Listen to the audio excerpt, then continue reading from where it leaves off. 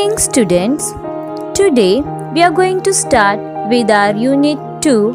I'll be teaching you 2.1, that's a poem, Invictus.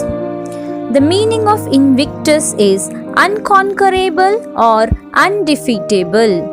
Invictus is a poem which focuses on the human spirit and its ability to overcome adversity.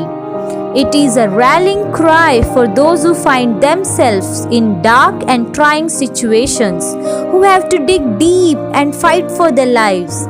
The poet certainly knew hard times and needed all his strength to battle against disease. Before I start with the poem, let us have little knowledge about the poet. Let us see who was William Ernest Henley.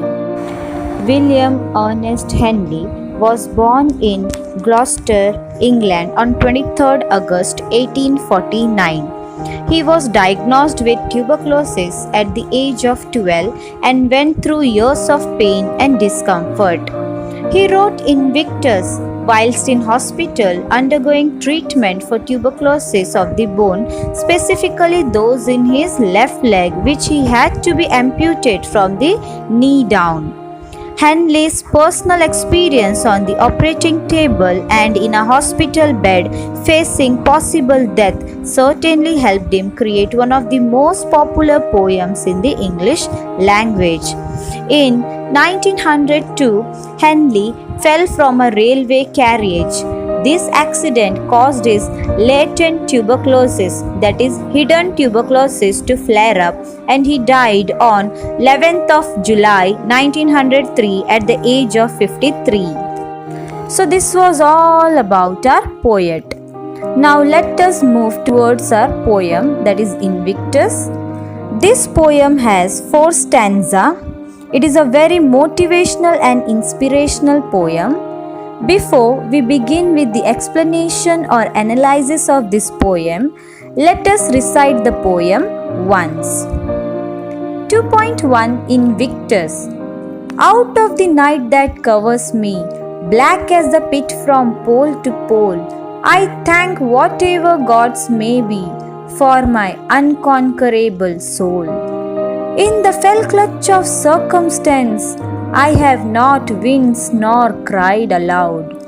Under the bludgeonings of chance, my head is bloody but unbowed. Beyond this place of wrath and tears looms but the horror of the shade, and yet the menace of the years finds and shall find me unafraid. It matters not how strait the gate, how charged with punishments the scroll. I am the master of my fate. I am the captain of my soul. By William Ernest Henley.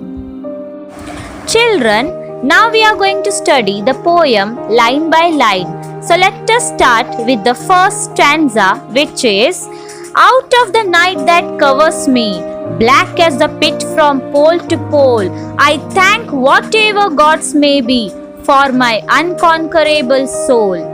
Here, the word black means hopelessness. Pit means a large deep hole in the ground.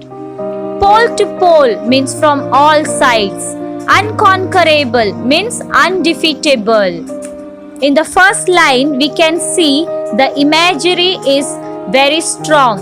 It is night time. The dark covers everything in black. The night then becomes a symbol of hopelessness, a depressive medium in which the soul is lost. The future cannot be seen.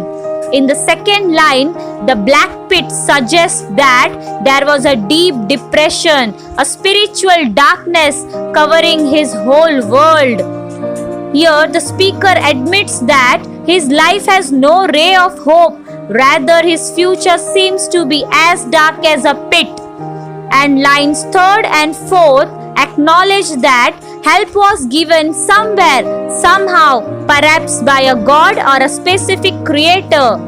The speaker implies that his unconquerable soul is a gift from a god. It is not quite a prayer, but it is a grateful thanks. From this first stanza, we can understand that the night which seems to fill the whole world is dark as hell. Despite this darkness, the speaker feels gratitude towards God that may exist for granting unshakable, unconquerable, undefeatable soul. The poet is thankful to God because his soul cannot be ruled by anyone. It is as independent as his thoughts. Let's look at our second stanza. In the fell clutch of circumstance, I have not winced nor cried aloud. Under the bludgeonings of chance, my head is bloody but unbowed. Here, fell clutch means wicked trap. Winced means jerked with pain. Bludgeonings means violent beating with a club. In this stanza, the first two lines states that despite being tightly held in an awful situation, the poet didn't once give in or show signs of weakness. He has not expressed his grief even when he had to suffer great pains. The lines third and fourth means that he has suffered many setbacks and losses for which there was no reason. The speaker compares life's unexpected mishaps to being beaten with a heavy implement. The poet was damaged by this beating, yet that fact did not decrease the speaker's pride. Despite being wounded, there is still no self-pitying bow of the head. The head is still held high. Eventually, he claims that whenever he fell into some difficulty, he always remained unbeatable. However, situations have tried to destroy him. He always fights back with courage. In fact, he agrees that sometimes difficulties have made him bleed and suffer, but he never let himself to bow before them and cry out of fear. He is still capable and full of strength to conquer the troubles of the life ahead of him. Let's look at our third stanza. Beyond this place of wrath and tears looms but the horror of the shade, and yet the menace of the years finds and shall find me unafraid. Here the word wrath means anger. Looms means hangs overhead. Horror of the shade means some hellish place. Menace means threat. In this third stanza, the speaker looks into the future, taking into account all the anger and pain associated with his life, particularly in the places such as hospitals.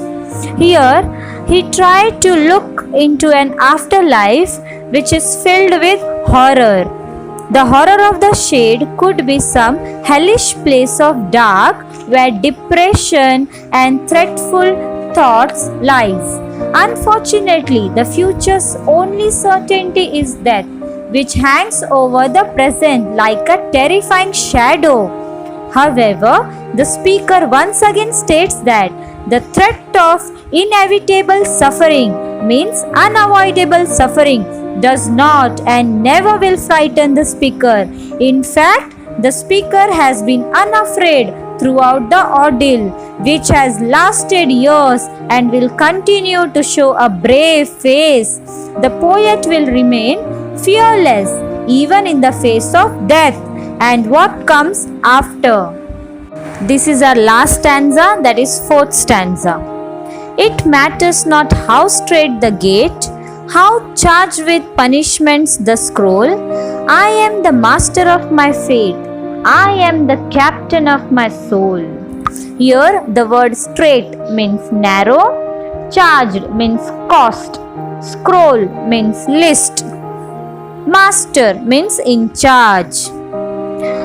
The line first and second tell that it does not matter how narrow the path is to the gate of the afterlife.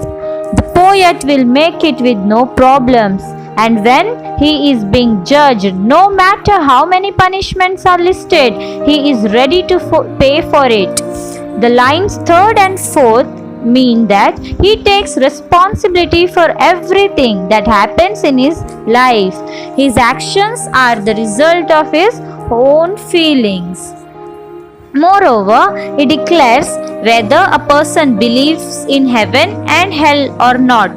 The fact is that he is in charge of his own fate. So, children, what is the message given in the poem? The message given in the poem is universal in its appeal.